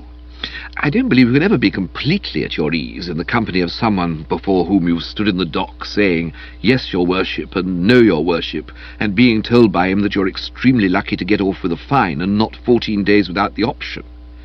This is particularly so if you've just smashed a grandfather clock whose welfare is no doubt very near his heart.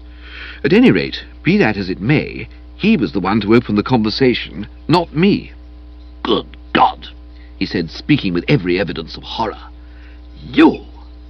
The thing I never know, or probably never will, is what to say when somebody says "you" to me.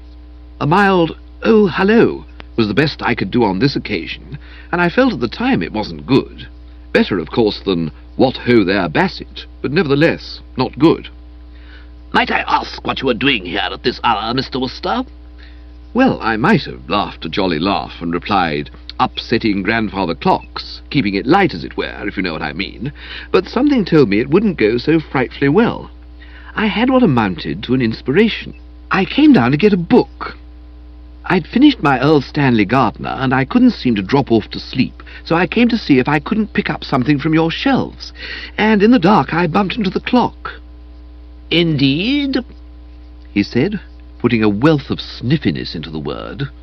The thing about this undersized little son of a bachelor I ought to have mentioned earlier is that during his career on the bench he was one of those unpleasant, sarcastic magistrates who get themselves so disliked by the criminal classes. You know the type. Their remarks are generally printed in the evening papers with the word laughter after them in brackets, and they count the day lost when they don't make some unfortunate pickpocket or some wretched drunken disorderly feel like a piece of cheese. I know that on the occasion when we stood face to face in Bosher Street Police Court, he convulsed the audience with 3 solid jokes at my expense in the first 2 minutes, bathing me in confusion. Indeed? He said. Might I inquire why you were conducting your literary researches in the dark? It would surely have been well within the scope of even your limited abilities to press a light switch. He had me there, of course. The best I could say was that I hadn't thought of it, and he sniffed a nasty sniff, as much as to suggest that I was just the sort of dead-from-the-neck-up dumb brick who wouldn't have thought of it. He then turned to the subject of the clock, one which I would willingly have left unventilated. He said he had always valued it highly, it being more or less the apple of his eye. My father bought it many years ago. He took it everywhere with him. Here again I might have lightened things by asking him if his parent wouldn't have found it simpler to have worn a wristwatch, but I felt once more that he was not in the mood. My father was in the diplomatic service and was constantly transferred from one post to another. He was never parted from the clock. It accompanied him in perfect safety from Rome to Vienna, from Vienna to Paris, from Paris to Washington, from Washington to Lisbon. One would have said it was indestructible, but it had still to pass the supreme test of encountering Mr. Wooster, and that was too much for it. It did not occur to Mr. Wooster, one cannot think of everything, that light may be obtained by pressing a light switch, so he... Here he broke off, not so much because he had finished what he had to say, as because at this point in the conversation I sprang onto the top of a large chest which stood some 6 or 7 feet distant from the spot where we were chewing the fat. I may have touched the ground once while in transit, but not more than once, and that once not willingly. A cat on hot bricks could not have moved with greater nippiness. My motives in doing so were founded on a solid basis. Toward the later stages of his observations on the clock, I had gradually become aware of a curious sound as if someone in the vicinity was gargling mouthwash, and looking about me I found myself gazing into the eyes of the dog Bartholomew, which were fixed on me with the sinister intentness which is characteristic of this breed of animal. Aberdeen Terriers, possibly owing to their heavy eyebrows, always seem to look at you as if they were in the pulpit of the church of some particularly strict Scottish sect, and you were a parishioner of dubious reputation sitting in the front row of the stalls. Not that I noticed his eyes very much, my attention being riveted on his teeth. He had an excellent set, and was baring them, and all I had ever heard of his tendency to bite first and ask questions afterwards passed through my mind in a flash. Hence the leap for life. The Woosters are courageous, but they do not take chances. Pop Bassett was plainly nonplussed, and it was only when his gaze too fell upon Bartholomew that he abandoned what must have been his original theory, that Bertram had cracked under the strain and would do well to lose no time in seeing a good mental specialist. He eyed Bartholomew coldly and addressed him as if he had been up before him in his police court. "Go away, sir. Lie down, sir. Go away," he said, rasping, if that's the word. Well, I could have told him that you can't talk to an Aberdeen Terrier in that tone of voice, for, except perhaps for Doberman Pinschers, there is no breed of dog quicker to take offence. "Really, the way my niece allows this infernal animal to roam at large about the house," I suppose he was about to say, but the word remained unspoken. It was a moment for rapid action, not for speech. The gargling noise had increased in volume, and Bartholomew was flexing his muscles and getting under way. He moved, he stirred, he seemed to feel the rush of life along his keel, as the fellow said, and Pop Bassett, with a lissomeness of which I would not have suspected him, took to himself the wings of the dove and floated down beside me on the chest. Whether he clipped a second or two off my time I cannot say, but I rather think he did. "This is intolerable," he said as I moved courteously to make room for him, and I could see the thing from his point of view. All he asked from life, now that he had made his pile, was to be as far away as possible from Bertram Wooster, and here he was, cheek by jowl, as you might say, on a rather uncomfortable chest with him. A certain peevishness was inevitable. Not too good, I agreed, unquestionably open to criticism, the animal's behaviour. "He must be off his head. He knows me perfectly well. He sees me every day." "Ah," I said, putting my finger on the weak spot in his argument, "but I don't suppose he'd ever seen you in that dressing gown." I had been too outspoken. He let me see at once that he had taken umbrage. "What's wrong with my dressing gown?" he demanded hotly. "A bit on the bright side, don't you think?" "No, I do not." "Well, that's how it would strike a highly strung dog." I paused here to chuckle softly, and he asked what the devil I was giggling about. I put him abreast. "I was merely thinking that I wish we could strike the highly strung dog. The trouble on these occasions is that one is always weaponless. It was the same some years ago, when an angry swan chased self and friend onto the roof of a sort of boathouse building at my Aunt Agatha's place in Hertfordshire. Nothing would have pleased us better than to bung a brick at the bird or slosh him with a boat hook, but we had no brick and were short of boat hooks. We had to wait till Jeeves came along, which he eventually did in answer to our cries. It would have thrilled you to have seen Jeeves on that occasion. He advanced dauntlessly and— Mr. Worcester, Speaking. kindly spare me your reminiscences. I was merely saying— Well, don't. Silence fell. On my part, a wounded silence, for all I'd tried to do was take his mind off things with entertaining chit-chat. I moved an inch or two away from him in a marked manner. The Worcesters do not force their conversation on the unwilling. All this time Bartholomew had been trying to join us, making a series of energetic springs.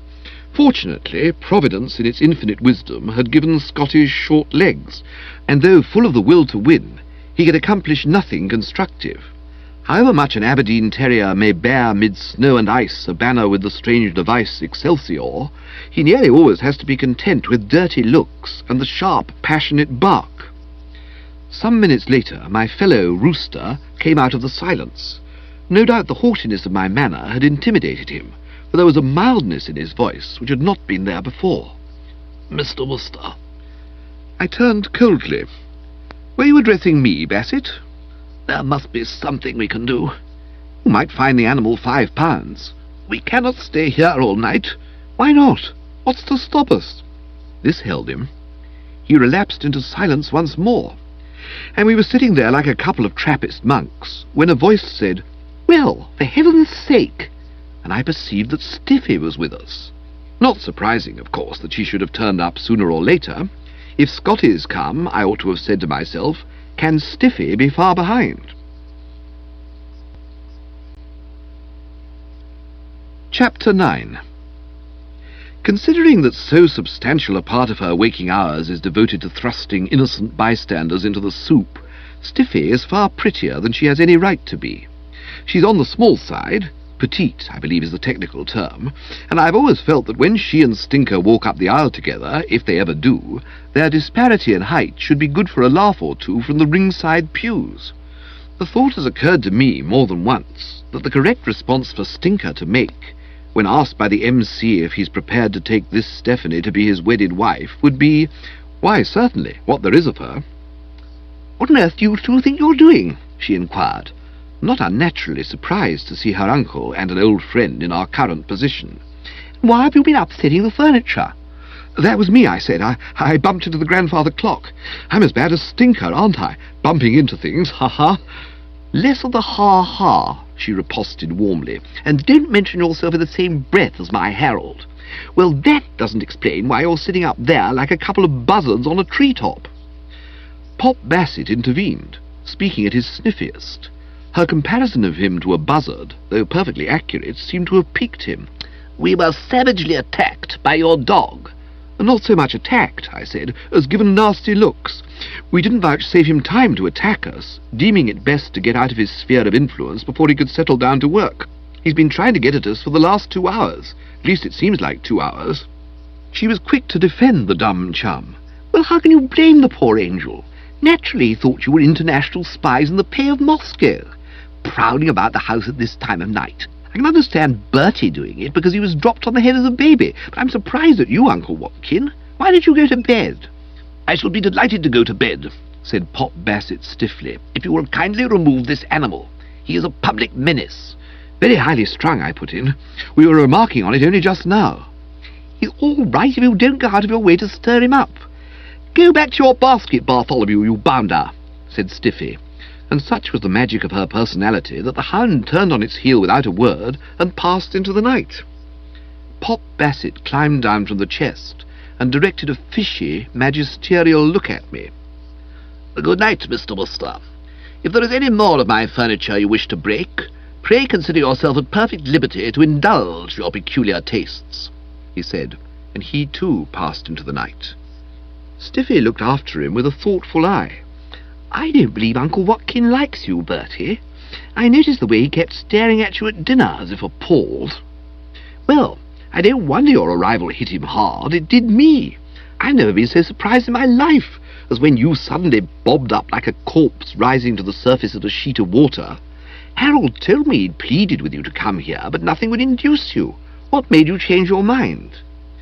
"In my previous sojourn at Totley Towers, circumstances had compelled me to confide in this young prune my position as regarded her cousin Madeline, so I had no hesitation now in giving her the lowdown.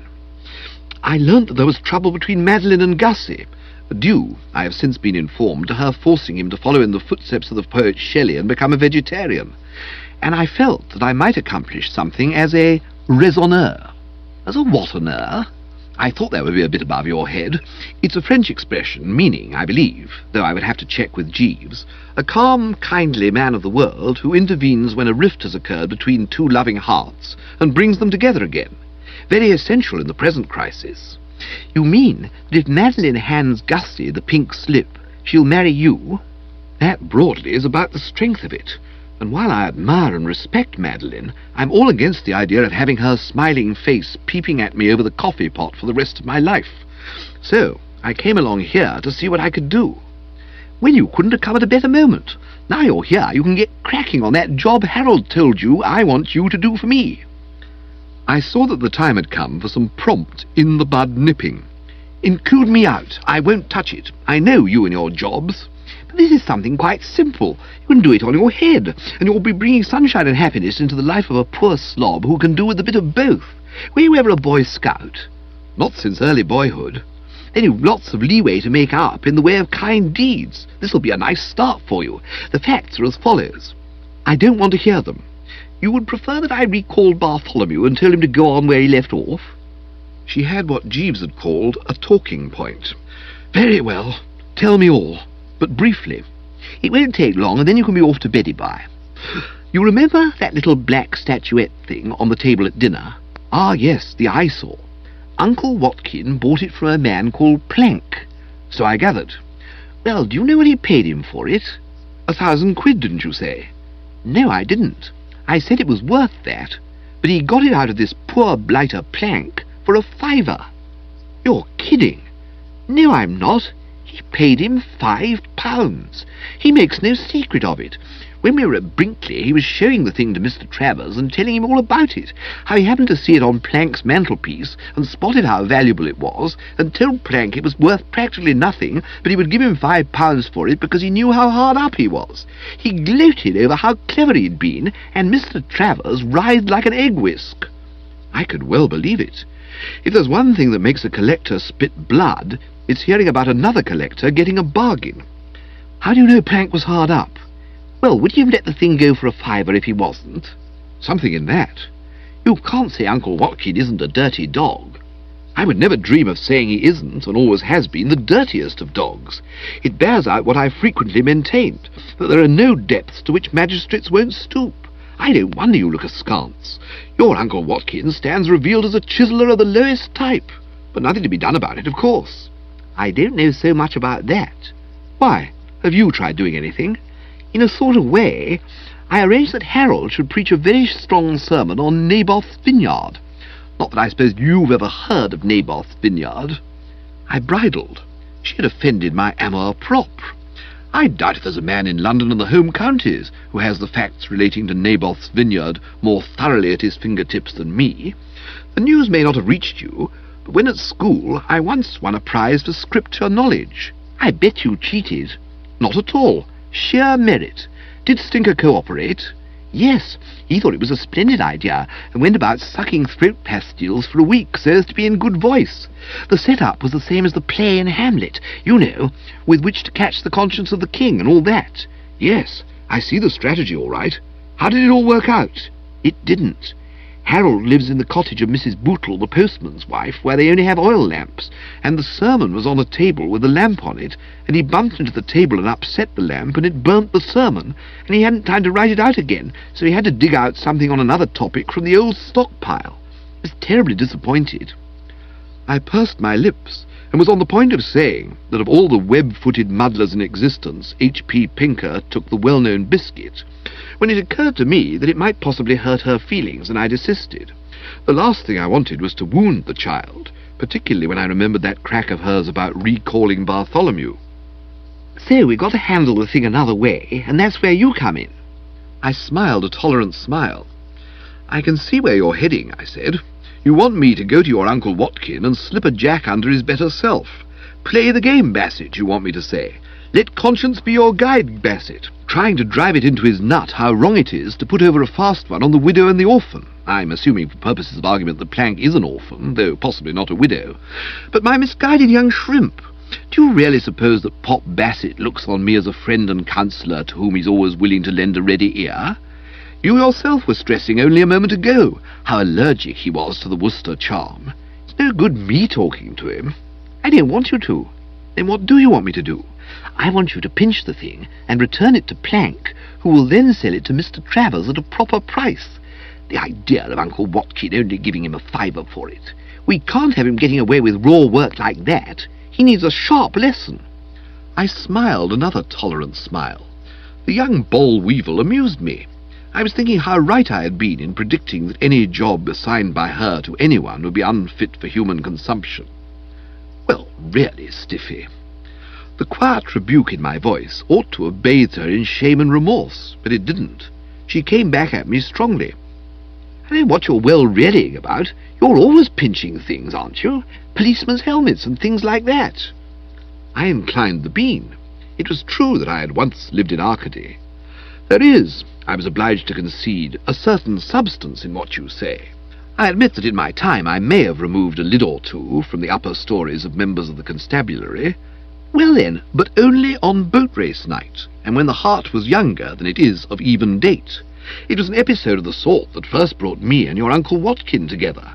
But you can take it from me that the hot blood has cooled and I'm a reformed character.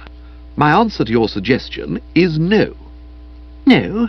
N-ruddy-O, I said, making it clear to the meanest intelligence. Why don't you pinch the thing yourself? It wouldn't be any good. I couldn't take it to Plank. I'm confined to barracks. Bartholomew bit the butler, and the sins of the Scotty are visited upon its owner. I do think you might reconsider, Bertie. Not a hope. You're a blighter, but a blighter who knows his own mind and is not to be shaken by argument or plea, however specious. She was silent for a space. Then she gave a little sigh. Oh dear, she said, and I did hope I wouldn't have to tell Madeline about Gussie. I gave another of those visible starts of mine. I've seldom heard words I like the sound of less. Fraught with sinister significance, they seem to me. Do you know what happened tonight, Bertie? I was roused from sleep about an hour ago, and what do you think roused me? Stealthy footsteps, no less. I crept out of my room, and I saw Gussie sneaking down the stairs. All was darkness, of course, but he had a little torch, and it shone on his spectacles. I followed him. He went to the kitchen. I peered in, and there was the cook shovelling cold steak and kidney pie into him like a stevedore loading a grain ship. And the thought flashed into my mind that if Madeline heard of this, she would give him the bum's rush before he knew what had hit him. But a girl doesn't give a fellow the bum's rush just because she's told him to stick to the sprouts and spinach, and she hears that he's been wading into the steak and kidney pie, I said, trying to reassure myself, but not getting within several yards of it. I bet Madeline would. And so, thinking it over, did I.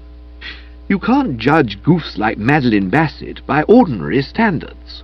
What the normal Popsy would do, and what she would do, in any given circumstances, were two distinct and separate things. I had not forgotten the time when she had severed relations with Gussie, purely because through no fault of his own he got stinko when about to present the prizes at Market Snodsbury Grammar School. You know how high her ideals are. Yes, sir. If someone were to drop an incautious word to her about tonight's orgy, those wedding bells would not ring out. Gussie would be at liberty, and she would start looking about her for somebody else to fill the vacant spot. I really think you'll have to reconsider that decision of yours, Bertie, and do just this one more bit of pinching. Oh, my sainted aunt! I spoke as hearts do when heated in the chase and panting for cooling streams. It would have been plain to a far less astute mind than mine that this blighted Bing had got me by the short hairs and was in a position to dictate tactics and strategy. Blackmail, of course, but the gentler sex love blackmail. Not once, but on several occasions has my Aunt Dahlia bent me to her will, by threatening that if I didn't play ball she would bar me from her table, thus dashing Anatole's lunches and dinners from my lips. Show me a delicately nurtured female, and I will show you a ruthless Napoleon of crime, prepared without turning a hair to put the screws on some unfortunate male whose services she happens to be in need of. There ought to be a law. It looks as though the die were cast, I said reluctantly.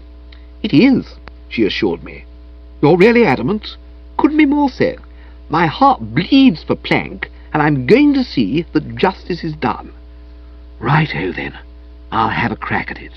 That's my little man. The whole thing's so frightfully easy and simple. All you have to do is lift the thing off the dining-room table and smuggle it over to Plank. Think how his face'll light up when you walk in on him with it. My hero, I expect he'll say. And with a laugh, which, though silvery, grated on my ear like a squeaking slate pencil, she buzzed off. Chapter 10.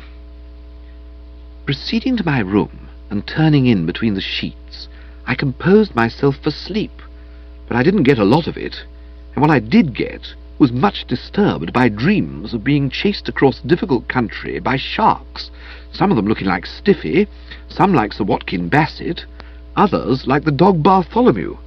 When Jeeves came shimmering in next morning with the breakfast tray, I lost no time in supplying him with full information re the harrow I found myself the toad under. You see the position, Jeeves, I concluded. When the loss of the thing is discovered, and the hue and cry sets in, who will be the immediate suspect? Worcester Bertram. My name in this house is already mud, and the men up top will never think of looking further for the guilty party.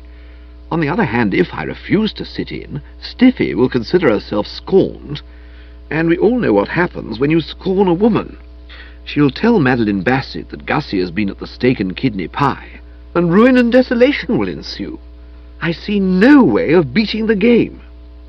To my surprise, instead of raising an eyebrow the customary eighth of an inch, and saying, "Most disturbing, sir," he came within an ace of smiling. That is to say, the left corner of his mouth quivered almost imperceptibly before returning to position 1. You cannot accede to Miss Bing's request, sir. I took an astonished sip of coffee. I couldn't follow his train of thought. It seemed to me that he couldn't have been listening. But if I don't, she'll squeal to the FBI. No, sir, for the lady will be forced to admit that it is physically impossible for you to carry out her wishes. The statuette is no longer at large. It has been placed in Sir Watkin's collection room, behind a stout steel door. Good Lord! How do you know? I chanced to pass the dining room, sir, and inadvertently overheard a conversation between Sir Watkin and his lordship. Call him Spode. Very good, sir.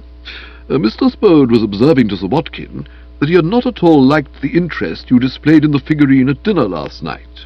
I was just giving Pop B the old salve in the hope of sweetening the atmosphere a bit. Precisely, sir. But your statement that the object was just the sort of thing Uncle Tom would like to have made a deep impression on Mr. Spode. Remembering the unfortunate episode of the cow creamer, which did so much to mar the pleasantness of your previous visit to Totley Towers, he informed Sir Watkin that he had revised his original view that you were here to attempt to lure Miss Bassett from Mr. Finknottle, and that he was now convinced that your motive in coming to the house had to do with the figurine, and that you were planning to purloin it on Mr. Travers's behalf. Sir Watkin, who appeared much moved, accepted the theory in toto, all the more readily because of an encounter which he said he had had with you in the early hours of this morning.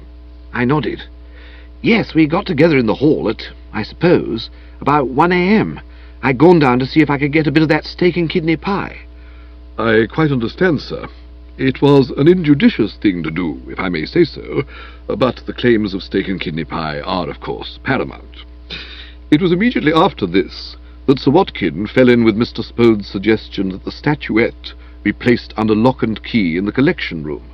I presume that it is now there, and when it is explained to Miss Bing that only by means of burglar's tools or a flask of trinitrotoluol Could you obtain access to it, and that neither of these is in your possession, I am sure the lady will see reason and recede from her position. Only the circumstance of my being in bed at the moment kept me from dancing a few carefree steps. You speak absolute sooth, Jeeves. This lets me out. Completely, sir. Perhaps you wouldn't mind going and explaining the position of affairs to Stiffy now. You can tell the story so much better than I could, and she ought to be given the lowdown as soon as possible. I don't know where she is at this time of day, but you'll find her messing about somewhere, I've no doubt. I saw Miss Byng in the garden with Mr. Pinker, sir. I think she was trying to prepare him for his approaching ordeal. Eh? If you recall, sir, owing to the temporary indisposition of the vicar, Mr. Pinker will be in sole charge of the school treat tomorrow, and he views the prospect with not unnatural qualms. There is a somewhat lawless element among the school children of Totley and the Wold, and he fears the worst. Well, tell Stiffy to take a couple of minutes off from the pep talk and listen to your communiqué. Very good, sir. He was absent quite a time. So long, in fact, that I was dressed when he returned. I saw Miss Byng, sir. And? She is still insistent that you restore the statuette to Mr. Plank. She's cuckoo. I can't get into the collection room. No, sir, but Miss Byng can. She informs me that not long ago Sir Watkin chanced to drop his key, and she picked it up and omitted to apprise him. Sir Watkin had another key made, but the original remains in Miss Byng's possession. I clutched the brow. You mean she can get into the room any time she feels like it? Precisely, sir. Indeed, she has just done so. And so saying, he fished the eyesore from an inner pocket and handed it to me. Miss Byng suggests that you take the object to Mr. Plank after luncheon. In her droll way, she said the meal, I quote her words, would put the necessary stuffing into you and nerve you for the... It is somewhat early, sir, but shall I get you a little brandy? Not a little, Jeeves, I said. Fetch the cask. I don't know how Emerald Stoker was with brush and palette, never having seen any of her output, but she unquestionably had what it takes where cooking was concerned, and any householder would have been glad to sign her up for the duration. The lunch she provided was excellent, everything most toothsome. But with this ghastly commission of Stiffy's on the agenda paper, I had little appetite for her offerings. The brow was furrowed, the manner distrait, the stomach full of butterflies. "Jeeves," I said as he accompanied me to my car at the conclusion of the meal, speaking rather peevishly perhaps, for I was not my usual sunny self, "doesn't it strike you as odd that with infant mortality so rife, a girl like Stiffy should have been permitted to survive into the early 20s? Some mismanagement there. What's the tree I read about somewhere that does you in if you sit under it?" The upas tree, sir. She's a female upas tree. It's not safe to come near her. Disaster on every side is what she strews. And another thing, it's all very well for her to say, glibly, Or airily, sir. The words are synonymous. It's all very well for her to say glibly or airily, take this blasted eyesore to Plank. But how do I find him? I can't go rapping on every door in Hockley-cum-Meston saying, "Excuse me, are you Plank?" It'd be like looking for a needle in a haystack. A very colourful image, sir. I appreciate your difficulty. I would suggest that you proceed to the local post office and institute inquiries there. Post office officials invariably have information at their disposal as to the whereabouts of dwellers in the vicinity. He had not erred. Breaking the car in the Hockley-cum-Meston High Street, I found that the post office was one of those shops you get in villages, where, in addition to enjoying the postal facilities, you can purchase cigarettes, pipe tobacco, wool, lollipops, string, socks, boots, overalls, picture postcards, and bottles containing yellow non-alcoholic drinks, probably fizzy. In answer to my query, the old lady behind the counter told me I would find Plank up at the big house with the red shutters about half a mile further back along the road. She seemed a bit disappointed that information was all I was after, and that I had no intention of buying a pair of socks or a ball of string, but she bore up philosophically, and I toddled back to the car. I remembered the house she had spoken of, having passed it on my way. Imposing mansion with a lot of land. This Plank, I took it, would be some sort of labourer on the estate. I pictured him as a sturdy, gnarled old fellow whose sailor son had brought home the eyesore from one of his voyages, and neither of them had had the foggiest that it was valuable. "I'll put it on the mantelpiece, Dad," no doubt the son had said. "It'll look well up there." To which the old gaffer had replied, "Aye, lad, gormed if 'twon't look gradely on the mantelpiece," or words to that effect. I can't do the dialect, of course. So they had shoved it on the mantelpiece, and then along had come Sir Watkin Bassett with his smooth city ways, and made suckers out of parent and offspring. Happening all the time, that sort of thing. I reached the house and was about to knock on the door, when there came bustling up an elderly gentleman with a square face, much tanned, as if he'd been sitting out in the sun quite a lot without his parasol. "Oh, there you are," he said. "Hope I haven't kept you waiting. We were having football practice and I lost track of the time. Come in, my dear fellow, come in." I need scarcely say that this exuberant welcome to one who, whatever his merits, was a total stranger, warmed my heart quite a good deal. It was with the feeling that his attitude did credit to Gloucestershire hospitality that I followed him through a hall liberally besprinkled with the heads of lions, leopards, gnus, and other fauna, into a room with French windows opening on the front garden. Here he left me while he went off to fetch drinks, his first question having been, would I care for one for the tonsils, to which I had replied with considerable enthusiasm that I would. When he returned, he found me examining the photographs on the wall. The one on which my eye was resting at the moment was a school football group, and it was not difficult to spot the identity of the juvenile delinquent holding the ball and sitting in the middle. "You?" I said. "That's me," he replied. "My last year at school. I skip at the side that season. That's old Scrubby Willoughby sitting next to me, fast wing 3/4, but never would learn to give the reverse pass." "He wouldn't?" I said, shocked. I hadn't the remotest what he was talking about, but he had said enough to show me that this Willoughby must have been a pretty dubious character. And when he went on to tell me that poor old Scrubby had died of cirrhosis of the liver in the federal Malay states, I wasn't really surprised. I imagined these fellows who weren't learned to give the reverse pass generally come to a fairly sticky end. "Chap on my other side is Smiler Todd, prop forward." Prop forward, eh? And a very good one. Played for Cambridge later on. You fond of rugger? I don't think I know him. Rugby football. No, I've never gone in for it. You haven't? No. Good God.